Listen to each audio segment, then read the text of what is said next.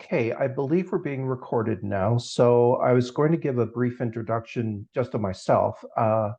My name is Richard Schwint. I am an author who lives in Kingston, Ontario, and I am part of a group known as the Underground Authors. And today I'm interviewing CW Hawes, and I'd like to take a moment to introduce him. CW, who I've known for a few years now and I consider a friend, is also part of the Underground Authors. He was an award-winning poet and became a writer. He's written a number of different series, all of which are excellent. I'm a big fan, including the Justinia Wright Mysteries, Pierce Mostyn Paranormal Investigations. My personal favorite, the Rocheport Saga, with someone I consider a very remarkable character in American literature, Bill Arthur. And now he is part of the Underground Authors, who are producing a very unique series. I'm going to ask CW in a moment to talk a little bit about that series. The Magnolia Bluff Chronicles. CW has just written the 18th book in that series. It's called 10 Million Ways to Die. He's also author of book one in the series, which is Death Wears a Crimson Hat.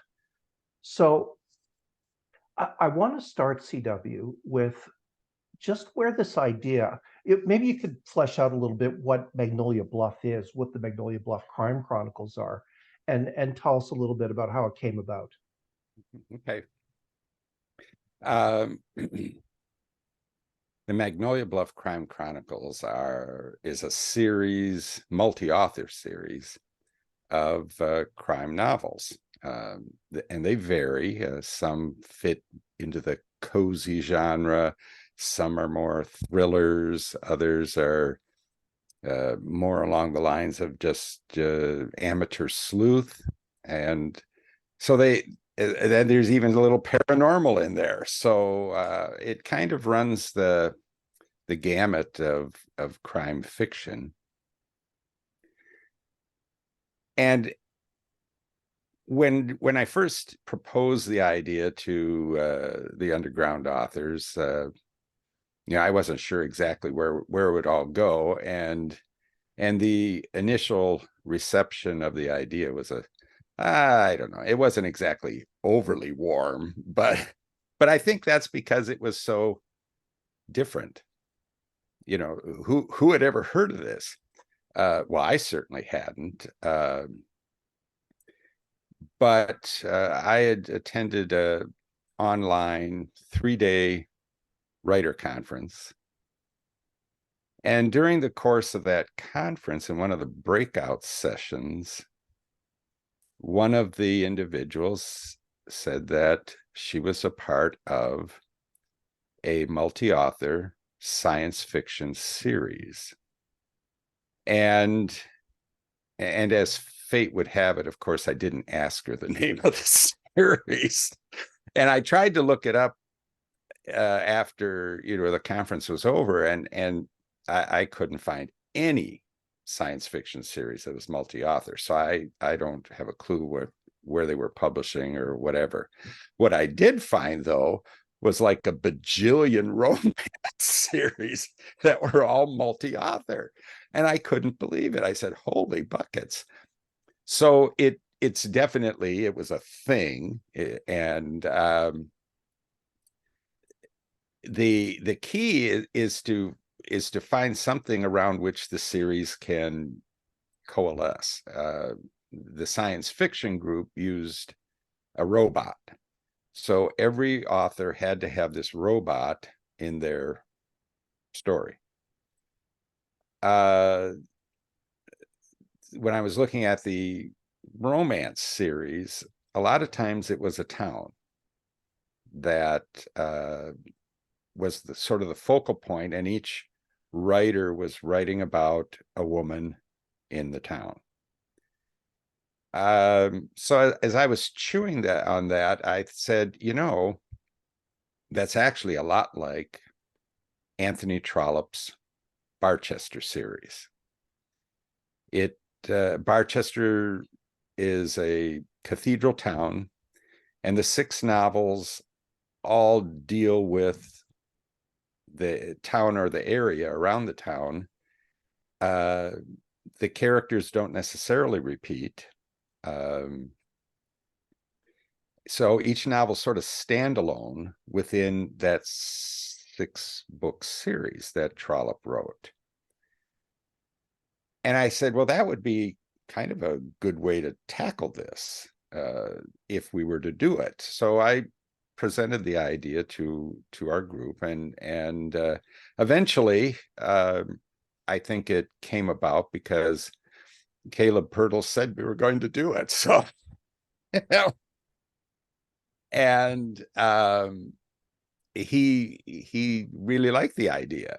And so eventually, we played follow the leader, and everybody sort of jumped on board. But I think now that we're in the second year of doing this, I think all of us really like this idea. It's really worked for us. And I think that certainly some of the writers,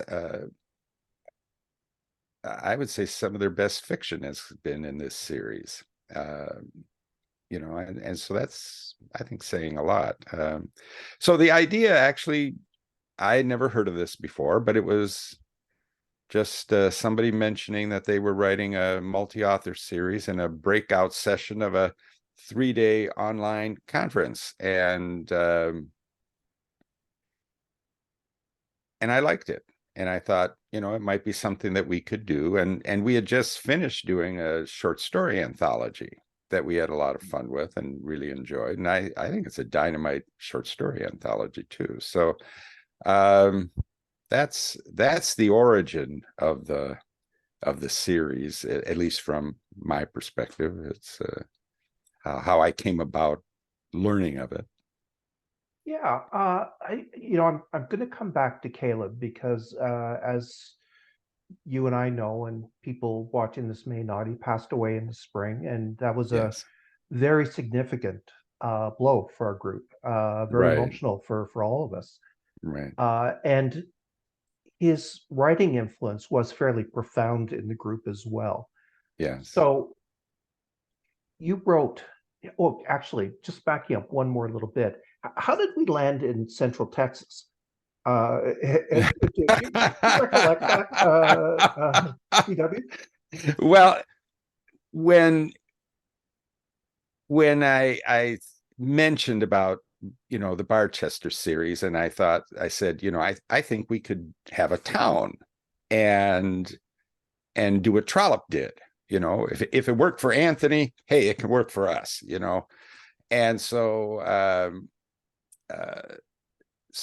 that seemed to kind of get support, and I tossed out the name Magnolia Bluff because they grow magnolias here in Texas. And I'm from up north, actually, Ohio and Minnesota, so I didn't know what a magnolia was, and I'm still not sure if I do, but I know they grow down here. And they actually grow out in California too, where my sister lives. So it's so I said, how about Magnolia Bluff, and put it in East Texas? Well, Caleb said, no, put it in Central Texas, the hill country, because that's the most beautiful part of Texas. Okay, well, that's what we did. Oh, there it was. And he also mentioned that we could use the real town of Burnett as kind of a base for our fictional town. And Burnett, Texas happens to be located near a reservoir. And so when I kind of thought about the geography, I just shoved Burnett over so it was on the shore of the reservoir, because we all like cities on the lake, or town on the lake. So so that's kind of how we got into Central Texas. Okay. I'm just smiling to myself because between us, we've probably put a half dozen bodies on the bottom of that reservoir already. Yes, we have.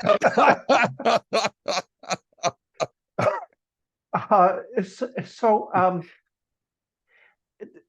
this is an interesting little piece because although there was a core of the group, certainly Caleb, who were from Texas, you're a Yes, quite a transplant. few. You're a transplant. Yes, I am. There's people from both coasts of the U.S. Yes. and I'm up in Canada, and so it's been an interesting experience trying to make it Texas. And I Yes. noticed that I'm some sure. well, some people have transplanted characters as well. Yes. It's my character comes from Michigan, and Right. Harry Thurgood. I'm trying to think of where exactly he comes from. Or is that a little Well, unclear? that's a mystery. We don't Yes, know. that's what I thought. I was just thinking, is that in the book? But something I wanted to ask you as well. You wrote book 1, and now Yes. you've written book 18. Yes. Oh, one other thing I'm going to throw in before I ask my question is that we share characters. That's one of Yeah. the characteristics of this series is Right. that uh, with the sort of tacit notion that we're going to respect each other's characters Right. and let people know if we're going to kill somebody, we share. So I use a number of your characters, some that Caleb created, some that Yeah. other authors have created. So if you look at what's changed in Magnolia Bluff between your first book, which was the first book in the series, Yeah. and the current one, what's happened in Magnolia Bluff? Well, that's a good question. Um, quite honestly, book 1, I was nervous as all get out because you're stepping up to the plate and there it is. I had a certain vision of the town, and I'm sure everybody following me had some vision of the town. It wasn't even necessarily my vision of the town, but they had some vision of the town. And so part of it is trying to, like Trollope, where, obviously he was writing it himself, so he was more or less faithful to himself as he wrote the Barchester series. We know that Trollope didn't outline stuff because he did change characters' names and stuff throughout the series, but we haven't done that so far. But it was sort of virgin territory, really. I wrote the book. I had the Harry's coffee shop and Ember's church, and I had drew some maps so that we all had kind of an idea geographically where things were. But as with anything, that people are involved in, it all starts to take on a life of its own. So we've just had a lot of things grow. So as we've developed, we have, Caleb fleshed out areas of the town that I would never have thought to do. In Eulogy in Black and White, he has a big focus on the cemetery because it's a big part of his book. And the newspaper office, which is where his main character was working. And then Cindy comes along, and she has a different perspective. Her character blows in from somewhere out east. It blows into town. With her bird. And what? With her bird. Yeah, with their, well, she picks up the bird in town, Okay. but she blows into town on her motorcycle. Her motorcycle breaks down, and so there she's stuck. And Cindy introduces the idea of all these different festivals that are going on in Magnolia Bluff. Well, I had never thought about festivals, but that is kind of a big part of small town life. So we have that added. And so each author has gone through and added a unique part to the town that kind of revolves around their characters, of course, but it has helped the town, I think, become much more personal in that sense, because each one of us is sort of leaving our mark as to what we think is important about the town. And that's a reflection of our characters as they're in the town. So by the time I'm writing book 18 and getting that, published last month, I have, other than my own book, I have 16 other books that I'm looking at as to how people handled different things in Magnolia Bluff. What did they create? Do I want to use that? And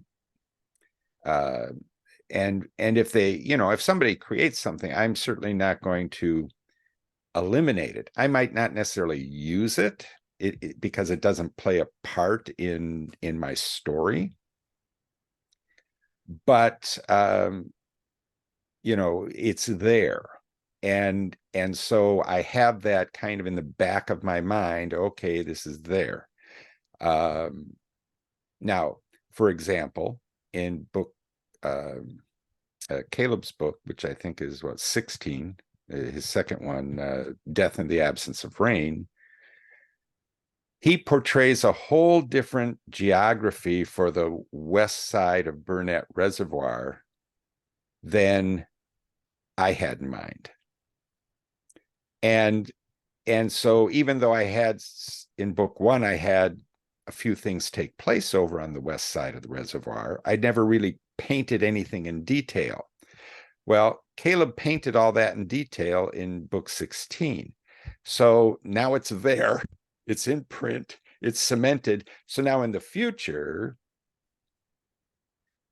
we need to keep that in mind as to what the west side of the reservoir is like, because he outlined it and painted that picture for us. So,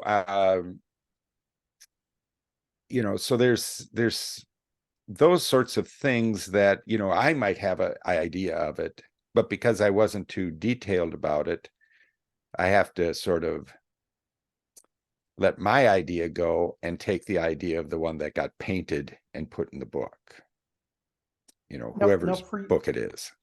Now, an interesting question arises from that. Does that make it easier or harder for you as an author? That some things are, to a certain extent, preordained, decided upon, sort of carved out a little bit for you? Yeah, that is a good in some ways, yes, it makes it easier, because then I don't have to think about that. It's already there. Mm-hmm. If it's gone contrary to what I've had in my mind all of this time, and all of a sudden somebody, boom, puts something there, then I go, oh man, that isn't anything like I envisioned it. So it can, cause that kind of, now maybe I have to change something, or, rethink through things. Now, having said that, thank goodness, at least in my case, it's been nothing major. Okay, so the west side of the reservoir is a little different now than what I envisioned it.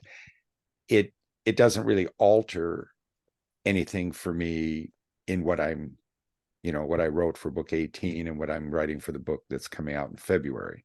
So in that sense, it's just something I have to watch for. In case I do use it, then I have to make sure I'm faithful to what went before. So, so yeah, it's kind of easier, and then sometimes it also sort of a little frustrating.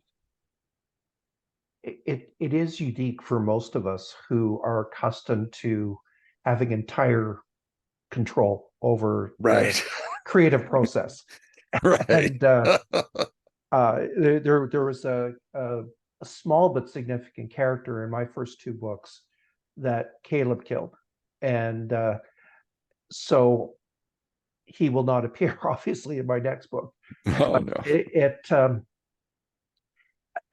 I want to chunk down just a little bit onto your books because you have a creative process, and I want to make a comment on your creative process, CW. Many years ago, they used to call journalists ink-stained wretches, and of all the writers I know now, you may be the only one who might actually be ink-stained. You, now, make sure, let me know if I have this right. You still write your first draft in pen and ink. Is that correct? Yeah, sometimes I use a pencil though. But yes, basically pen and ink. Does that change your creative process, do you think, from say somebody else who's just banging it on a keyboard? Yeah, that's it. I guess I don't think too much about it because that's how I've always done it. But I think that if I look at it historically, typewriters, well, they're basically dead now, but there's, started appearing with, as a real usable machine in like the 1880s, 1890s. So they were around for a long time. And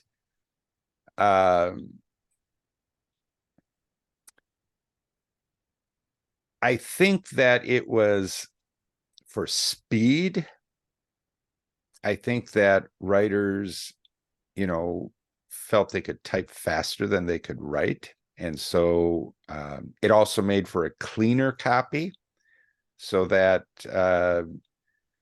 when they sent it off to the editor had no trouble reading what they wrote. So it sped up the process, I think. And you still had, though, writers who wrote longhand and then typed it after that. And that's basically the process that I use. I write it out longhand, and I think part of it is, for me, the tactile sensation of writing it allows me to play with the words more than if I type it. Okay. So that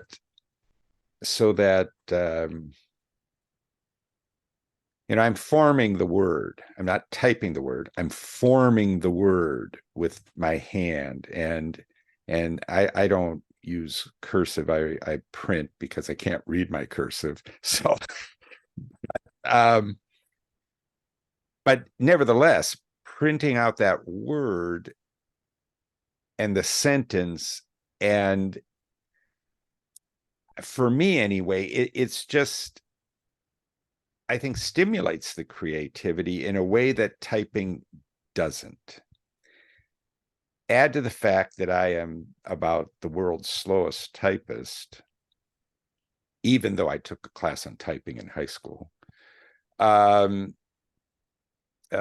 There was a guy in my Army Reserve unit with 2 fingers, no typing whatsoever, and he did 40 some words a minute. And there I am using all of my fingers, and I was lucky if I got 35, So that's another reason I can't type fast enough when the creative flow is going, and so that gets frustrating.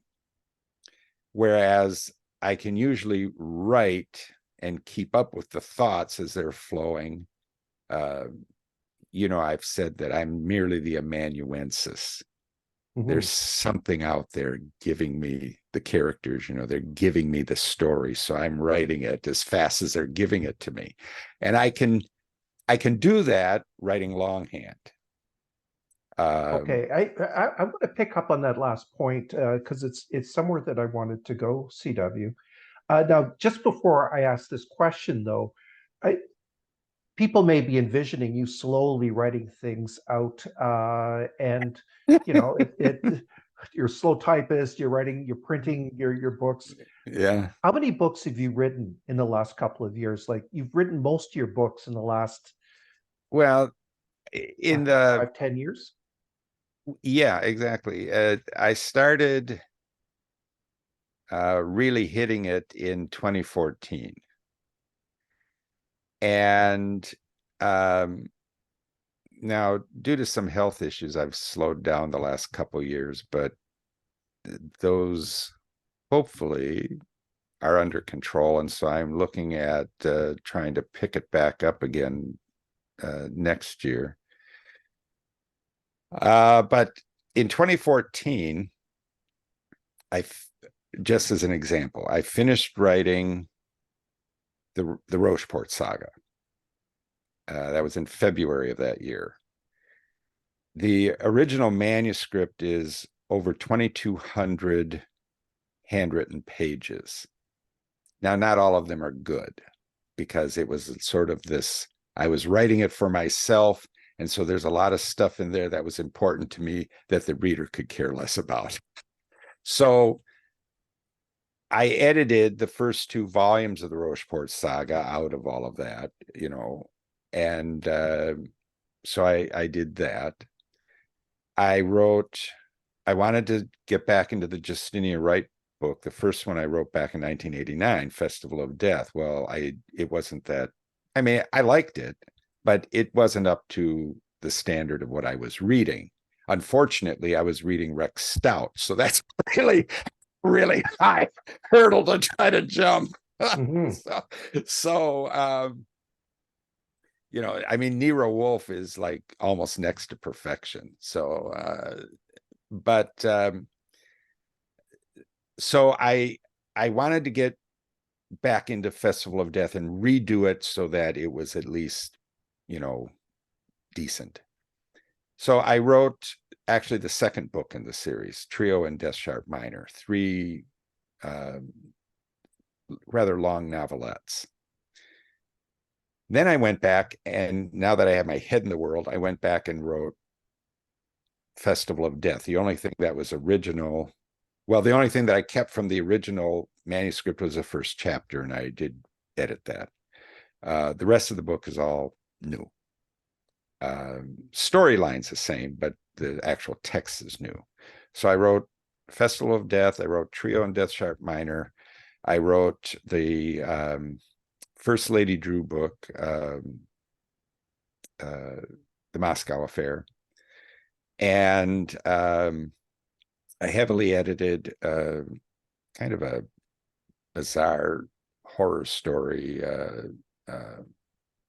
the Do One Thing for Me. And I did all of that in 2014. So you don't have to be slow when you do your handwriting. So how many books is that now altogether?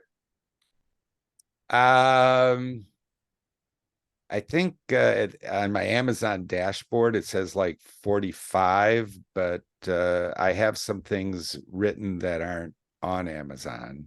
They're just like for my mailing list, so I don't know. I'm probably I don't know, 45 to 50, somewhere in there. Okay. You were talking about almost like some of what you were writing was kind of infused in. And I wanted to talk a little bit about the creative process.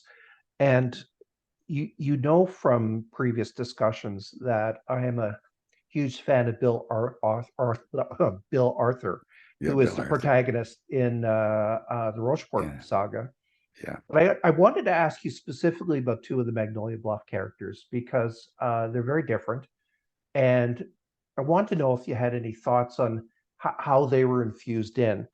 Harry Thurgood is one, but the other one is Mary Lou Fight. Because I I often wonder what kind of dark side we're plumbing when we come up with our bad guys. And so I'm just wondering, what are your thoughts behind those two characters, the kind of people that they are, and sort of where they fit into your story in Magnolia Bluff? Well, when we were starting to think about our books, and we had to put our characters together and share them with everybody so that everybody knew what everybody was at least starting with. I i i was kind of at sea. I wasn't sure, geez, what do I want to do here? This is a small town in the middle of Texas, and I don't think a private eye is going to work there. So I have to go probably the amateur sleuth route. I mean, unless I had, a police officer or something. Um, so I said, well, the amateur sleuth is a, you know, really old tradition in mysteries. So I'll just go the amateur sleuth route. Um, I could have gone the clerical sleuth route, and have a minister as a sleuth, but I thought, well, I'll just go the amateur sleuth. So the first person actually I created was Harry Thurgood, and I sort of borrowed from the cozy end of things. They have tea shops and bakeries and you name it, they have all that. So I said, okay, well, he's gonna have a coffee shop in town. And I picked a coffee shop basically because I hate coffee. So he's owns this coffee shop. And um and of course I had to come up with a name for the character. And so I was thinking about it and thinking about it, and then just like out of the blue, this name Harry Thurgood pops into my head. Okay, I'll run with that. Then I said, after I was starting to write the book and everything, and I said, oh my gosh, I have Harry Wright over in Justinia Wright in the Justinia Wright series. I got two Harrys. So I said to Caleb, I said, I said, man, I just realized I have two Harrys. And, you know, I should probably change Harry Thurgood's name. And he said, why? And I said, well, because there's two Harrys. And he said, but his name's Harry Thurgood, right? I said, yeah. Well, then go with it. Oh, okay. So there it was. So I ran with it. Uh, so basically with Harry Thurgood, I said, okay, I make him a new guy in town, because then that will create a lot of issues, mostly because small towns and new people don't necessarily get along. I lived outside of Decorah, Iowa for a number of years, and the new people who had moved in from Chicago to do all of their sustainable agriculture and their, solar energy and all of this were constantly at odds with the old timers in town. The big fight when I was there was over the Walmart. The new people didn't want the Walmart. The people who had been there forever wanted the Walmart. Even though it was going to kill off their downtown, it didn't matter. They wanted the Walmart, cheap stuff. So, I found that dynamic really fascinating, that the newcomers didn't want the Walmart. They wanted to preserve the downtown and the small town character. And the old timers didn't. So I said, well, that's Harry will be new in town. That'll make a good dynamic there. And to up the stakes of everything, I said, well, he has this mysterious past, a mysterious life, a secret life that he isn't sharing with anybody. And he has money and no real visible means of support. So that basically was how I created Harry. That was the bare bones. And of course, as time goes on, he gets fleshed out and with other people using him. And that also adds part of, to his character. And then for his sidekick and partner in crime, I created Ember Cold and made her the minister of the Methodist Church. Well, you have the two good guys. Well, you have to have a bad guy, and so and a bad guy other than the murderer, so that you have an ongoing kind of antagonist here. So I was thinking about that, and as usually happens, the name just popped into my head, Mary Lou Fite. Fite actually is an anglicized version of the German surname, Fite, only it's spelled with a V, because that's how Germans pronounce their V's, as an F. So Fite is actually a German name, and the hill country was primarily settled by Germans. And when the war between the states broke out, the Germans in the hill country didn't want to secede from the Union. And that created no amount of angst for them, So, so Mary Lou Fite is married to Gunter. Gunter, at some point before the story, bought the bank in town, First National Bank. So he owns the bank, and Mary Lou owns him and the town through him. So I had if you look throughout literature and you look on TV, there's all kinds of female arch villainesses. So Mary Lou sort of fits in that realm. Certainly in the Barchester series, the new bishop's wife, Mrs. Prouty. Now there's a telltale name right there. So Mrs. Prouty basically runs her husband. And in running her husband, she kind of runs the religious life of Barchester. And they're low church Anglicans. And boy, Archdeacon Grantley just can't stand that. And it was his father who was the bishop before that. So we have that kind of dynamic set up with Mary Lou Fite right there, and so I've just expanded on that to really make her, she's mean and nasty, and she's not just a gossip, which some of the other writers kind of see her as, just sort of a gossip, but Mary Lou really is mean and nasty, and she uses blackmail and stuff to kind of get her way. I really don't like her. No,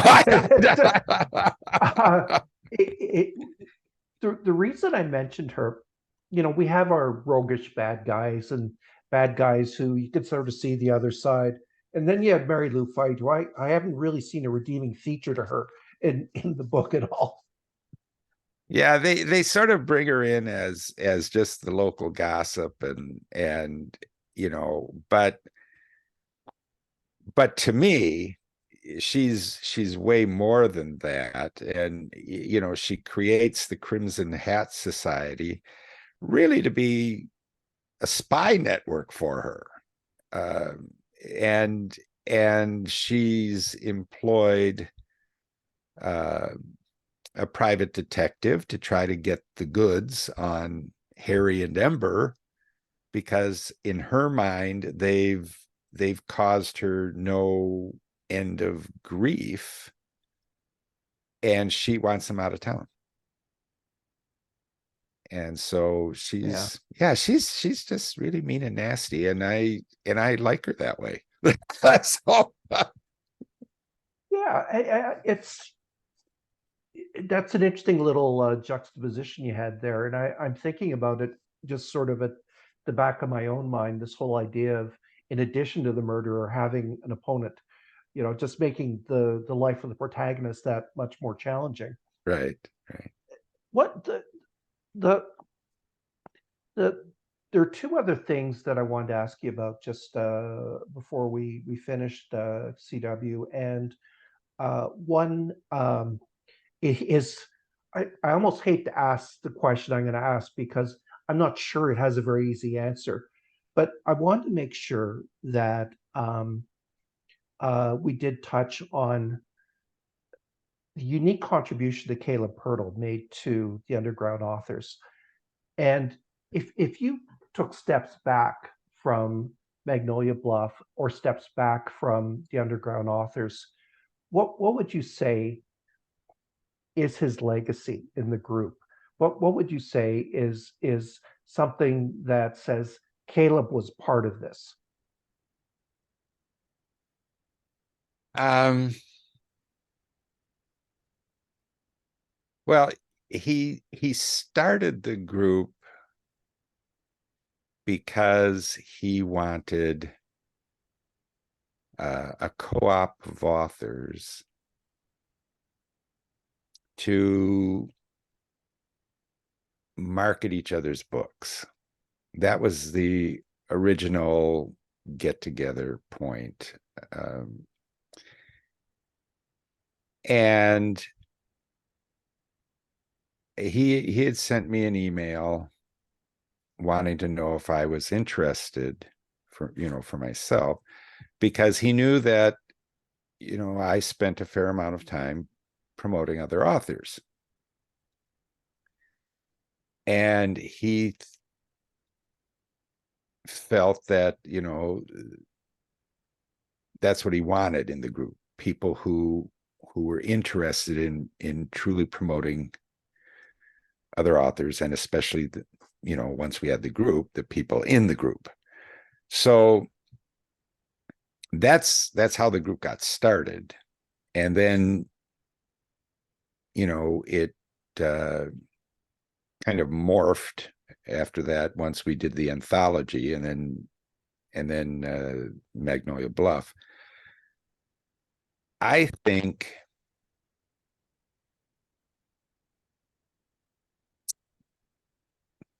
well, and I can only actually speak for me. I for me, um, as part of that group,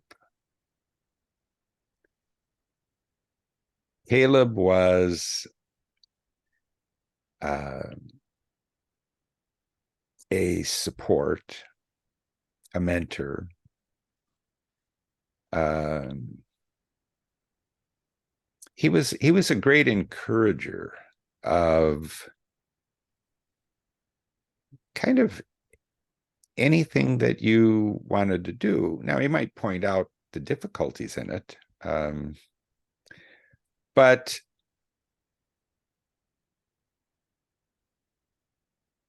that, I think, is perhaps his greatest legacy, is the fact that he was kind of there for you. And he would if you asked him to critique something, he was always very positive about it. And then he would give you, about 50 things that you could fix in the whole story. So, or whatever it was you were writing. Um, I Caleb wrote screenplays, and I've always been a really a lover of drama, and so I had thought about writing screenplays. And so Caleb was very encouraging about it, and I wrote a screenplay and sent it off to him, and he read it, and uh, he said, "Well, this reads like a good author wrote this, but here's what you need to do to make it more like a screenplay." It's like 8 million things. So I mean, he never had. It's like home on the range. He never had a discouraging word at all, and the skies were not cloudy all day when you're around Caleb. Yeah, that's a very nice way of putting it. And of course, his we remember when we see Linda Pirtle, his wife, who is Yeah, part of the group, and remains right. part of the group. And I think everyone in the group was touched by him in some way. People experienced him very Yeah, personally. Uh, right. Even though I didn't know him very well at all, when the day when we found out that he had passed, I thought of a half dozen things just like that he just slipped into conversations with me or said as at a side or put in an email that were just, as you say, encouraging, Right. just Yeah, and very personally encouraging. And right. it suggests that's something he did with everybody, which is quite a legacy to leave in this world. Right. So my last question, CW, and this is the one I feel a little dodgy about asking because I don't know whether it can be answered, but uh, and the reason you may have already given why it's difficult to answer. Where do you think Magnolia Bluff is going? Do you see uh, the future at all? We have some awesome authors in it, and Yeah. we've gotten a few more.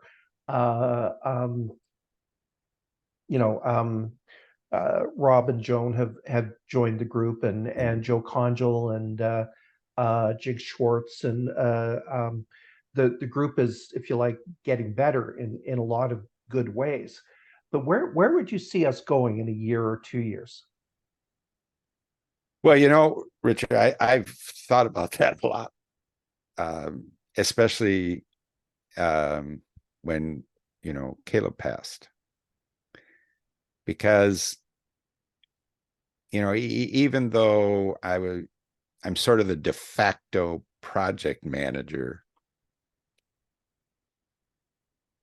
Caleb's the one who I think had a steady hand on the helm.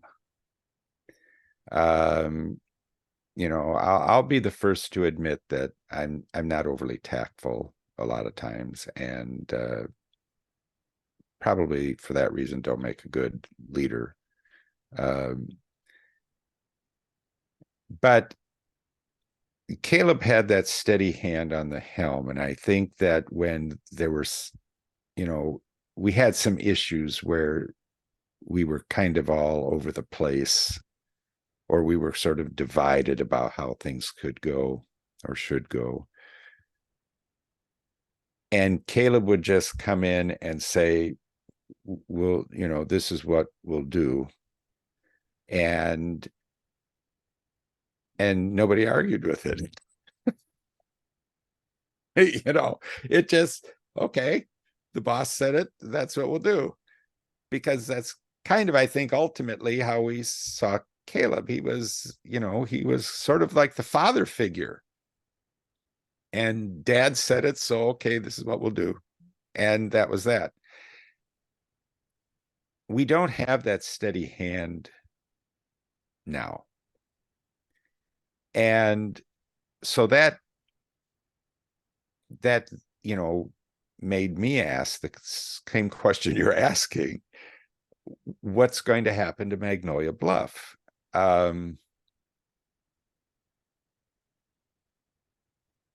And well, in a very real sense, of course, I have no idea because I can't predict the future. But I can say what I would like to happen. You know, before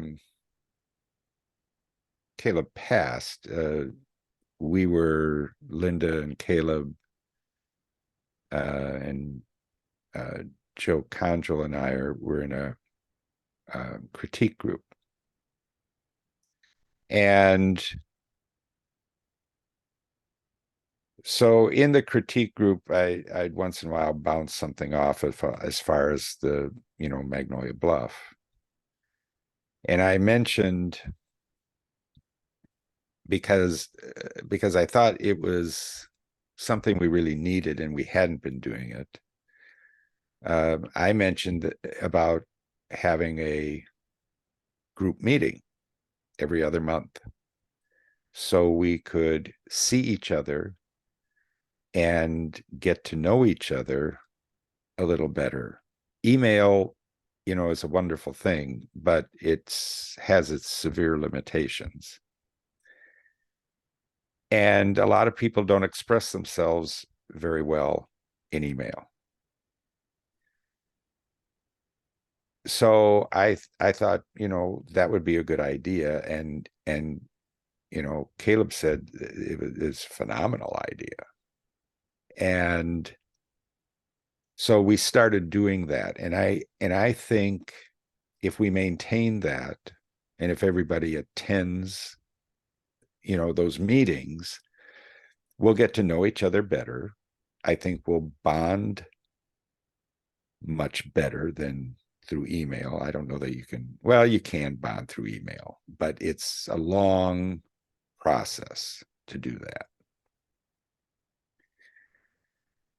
So I think if we keep that up and everybody keeps, maintains an interest in Magnolia Bluff, I mean, that's the other thing. I mean, it's possible somebody might say, well, I had a book or two in and I want to go do something else, and so that's possible. We'll have, probably people drop out and people come in.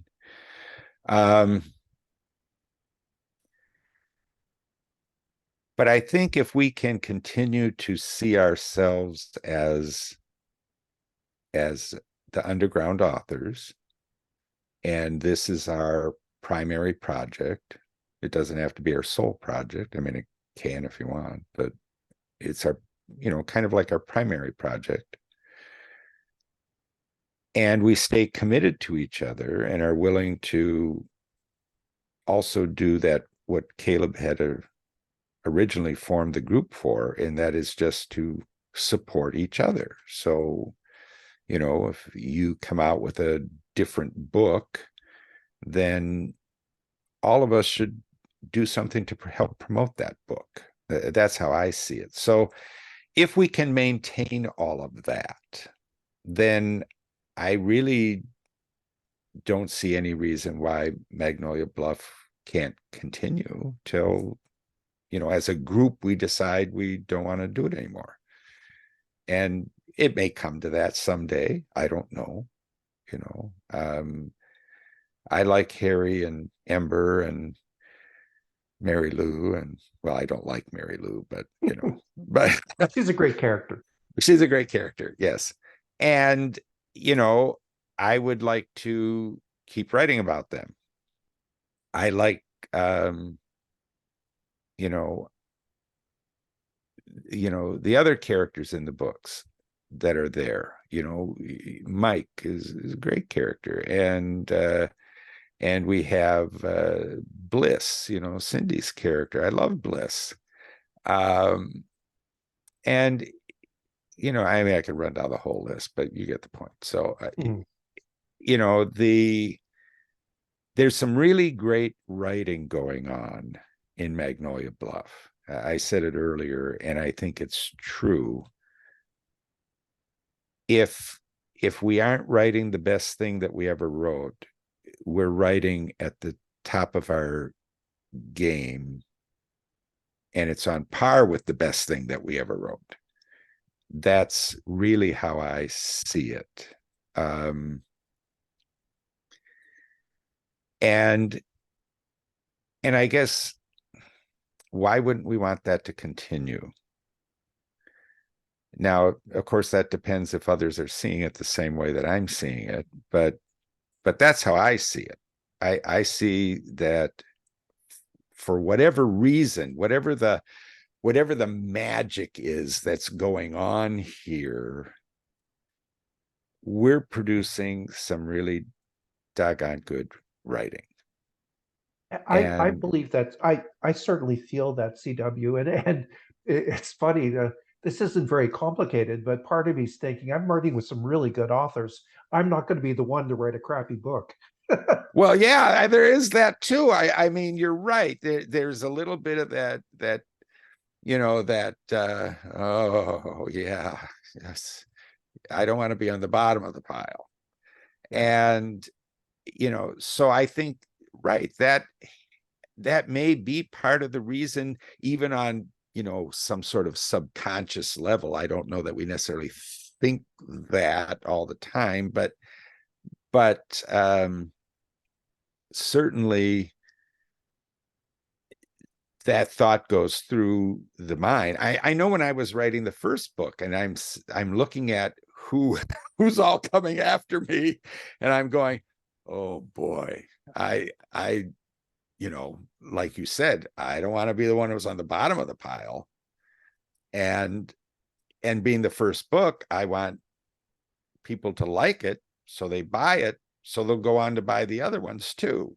Because I don't want everybody saying, "Oh God, that Hawes guy, he wrote such a crappy book, and now look at nobody's buying the rest of them."